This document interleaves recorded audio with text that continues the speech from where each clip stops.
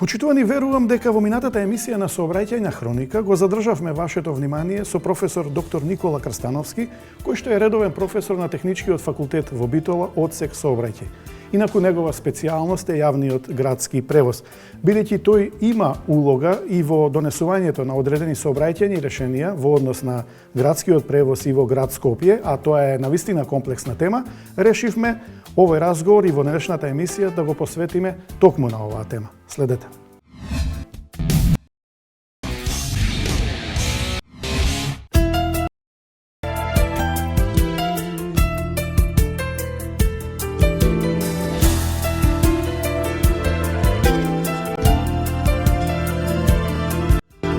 Во актуелно прашањето кое што е актуелно за волја на вистината и во многу градови во светот, околу закрачувањето на сообраќајот, значи овој сообраќајен метеж и околу загадувањето на животната околина во градовите. Тоа е актуелно и кај нас овие денови во нашите градови. Сообраќајот е еден од битните загадувачи и сообраќајот е еден од факторите кои што многу влијае во вкупниот квалитет на живење во градот. Затоа денес во светот воопшто, во Европа, па и во европската која што ја гради преку донесување на стратегии и регулативи во делот на сообраќајот, особено големо внимание се посветува на градење на така наречен еден релативно нов концепт, да речем, можда нов концепт повеќе за наши услови, на одржлив транспортен систем.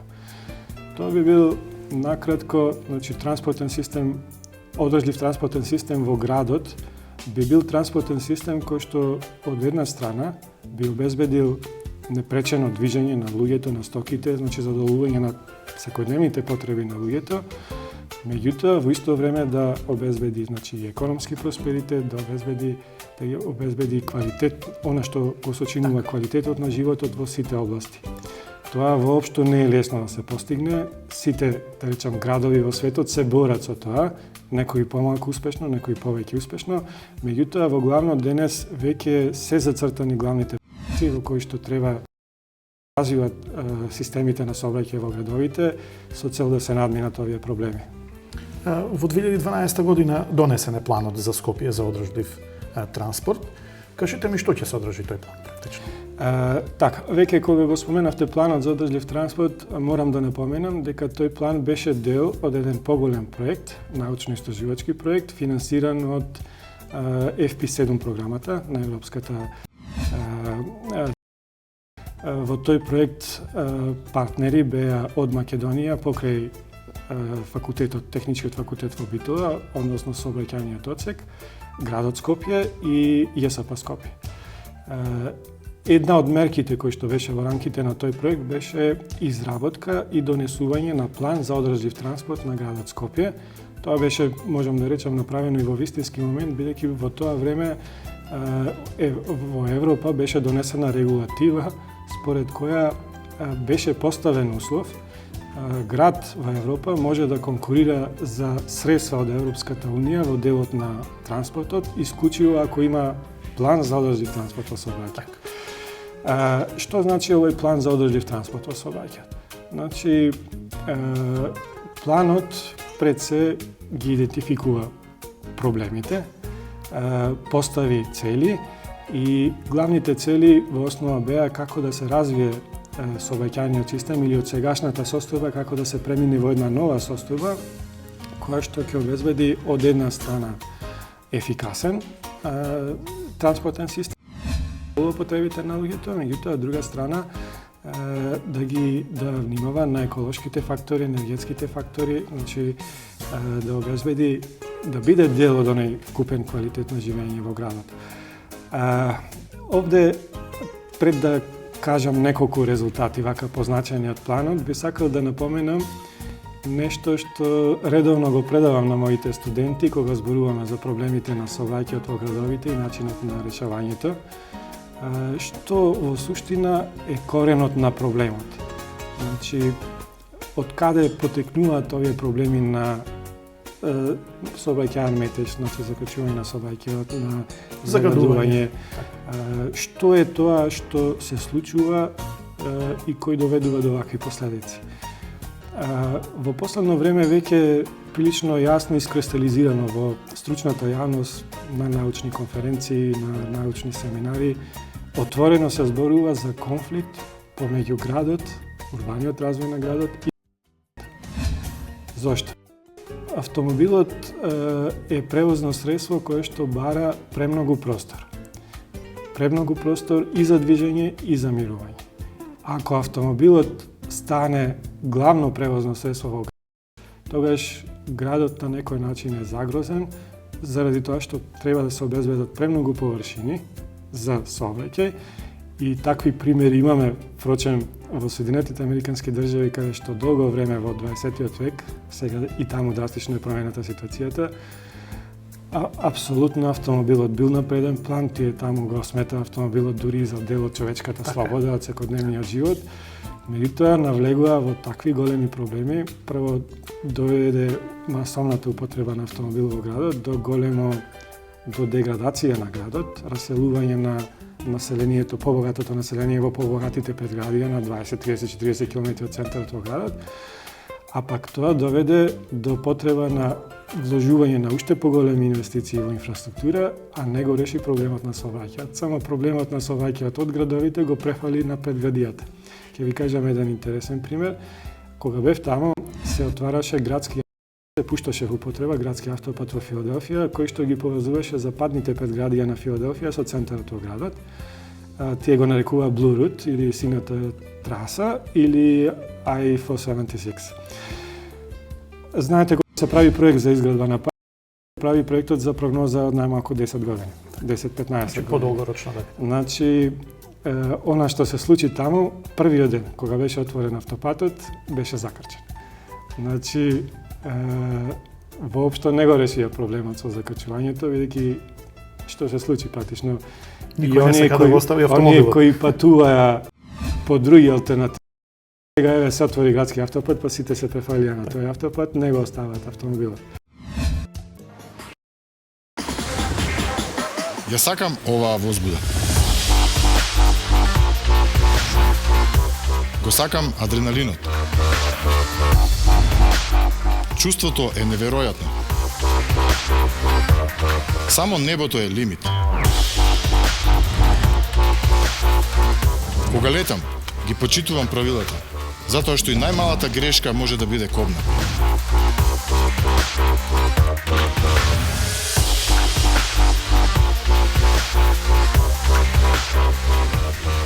Ова правило важи и на земјата.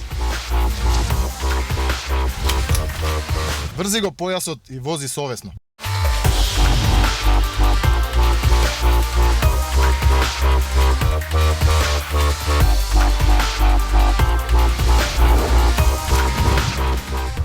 Однесувај се совесно. Почитувај ги сообраќајните правила. За ваша и наша безбедност.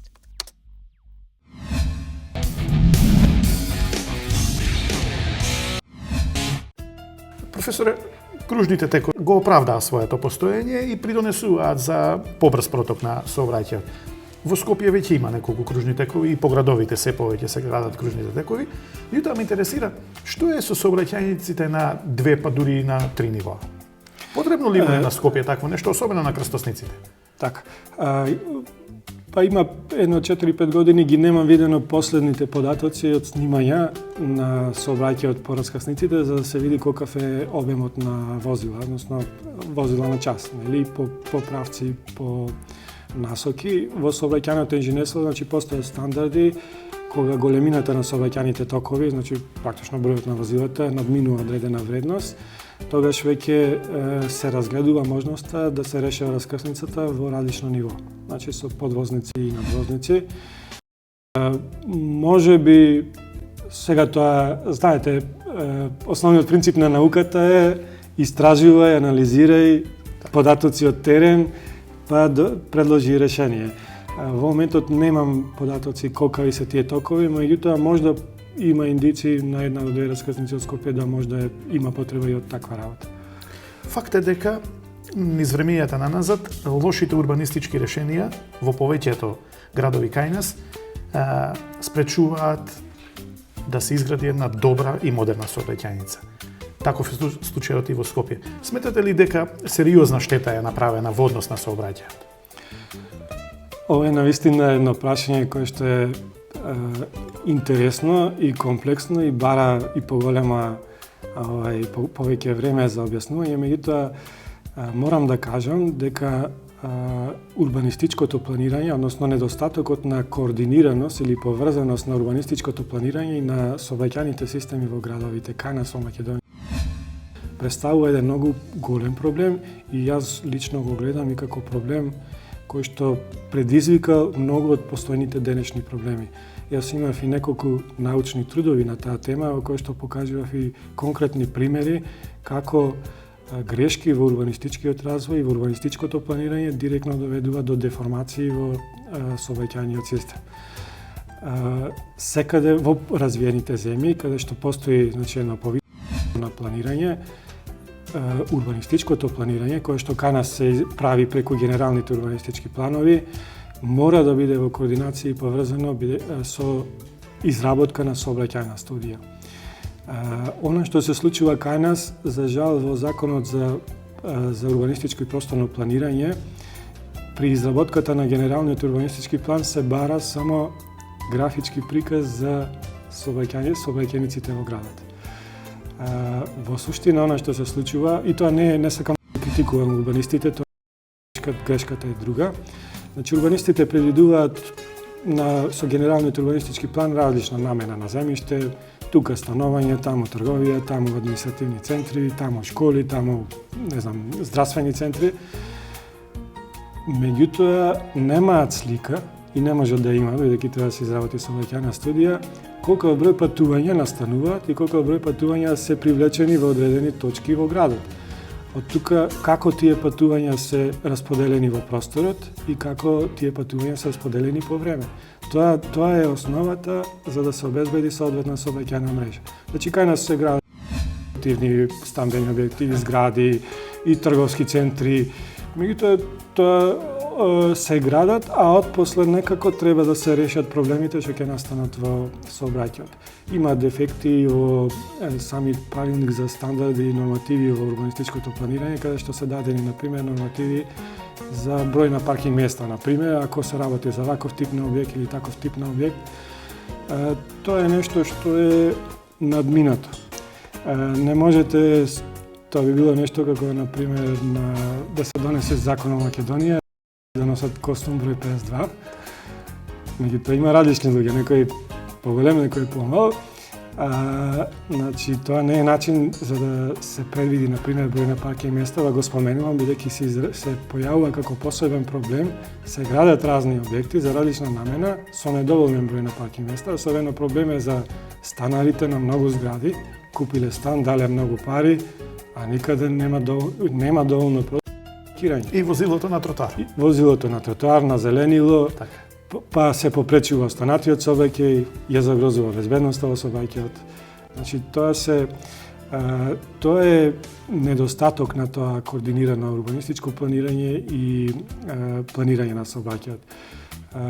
Веќе ви кажам пример, јас лично и работев повеќе таков тип на студии во Соединетите Американски држави, значи, барем во Пенсилванија државата, бидејќи има таму разлики од држави во држави, не можеше инвеститор да добие дозвола за градење ако немаш изработено претходно студија за влијанија врз околната сообраќајна мрежа.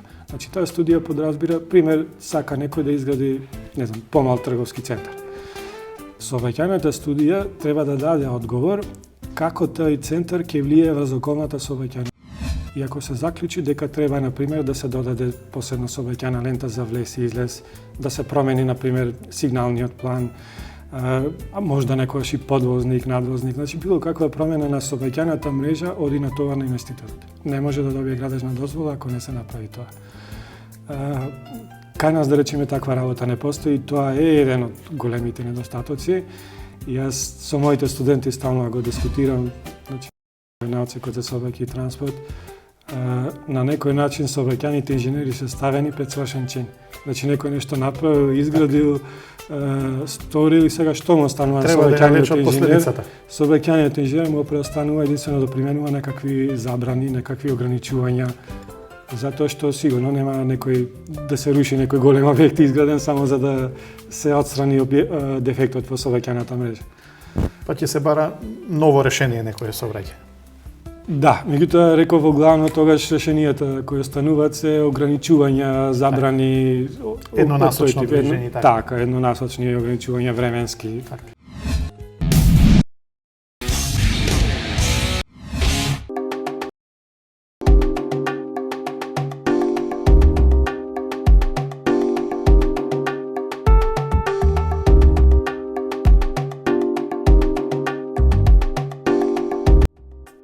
Во оваа емисија на Сообраќај ќе ви презентираме 3 скопски крстосници, каде што зеленото светло трае прекратко во одреден правец. Имено на овие крстосници ова зелено светло треба да трае барем 5 секунди повеќе за да не се создава метеж. Но оваа крстосница зад мене, каде што се спојуваат Јужниот булевар со булеварот 11 октомври, навистина зеленото светло трае прекратко доколку се движите во правец на Тутунскиот комбинат, а на располагање ви е само една лента. Во нормални околности туку црвено светло ќе ве фати најмалку 3 пати, а додека во време на шпиц дури и 5 пати може да ве најде црвеното светло и да чекате околу 15 на минути.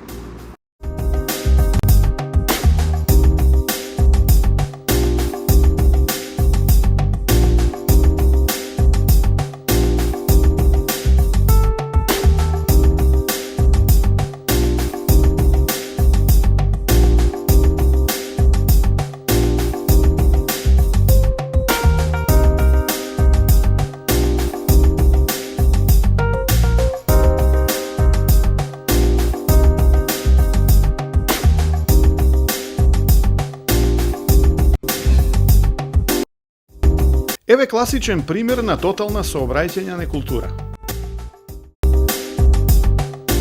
Застанување со возило непосредно до крстосница.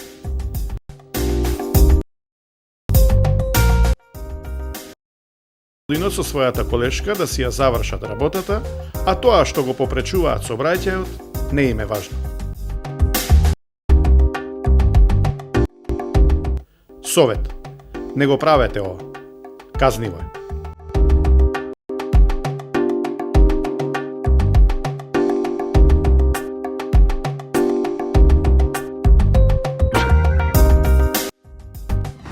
Ова е крстосница качанички пат, часот е некаде околу 14:30 минути и како што може да забележите и во овој период има доста возила на оваа крстосница. Проблемот кај оваа крстосница е што за да скршнете лево кон Визбегово имате само една лента. И овој проблем сериозно ќе го почувствувате во утринските часови доколку одите во правец на Визбегово, каде што се наоѓа индустријската зона и има голем број вработени во оваа индустријска зона кои што меѓу 7 и 9 часот наутро одат на работа. Значи овде семафорот на зелено светло треба да трае барем 5 до 10 секунди повеќе.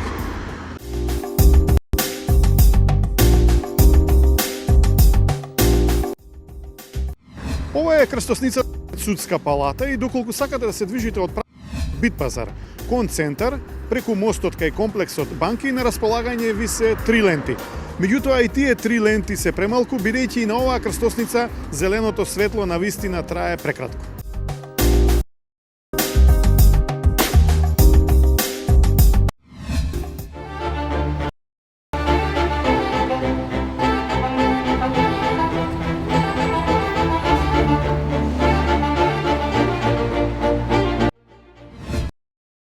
Блокирање на крстосница во Скопје, што е честа појава, и создавање метеж во сообраќајот.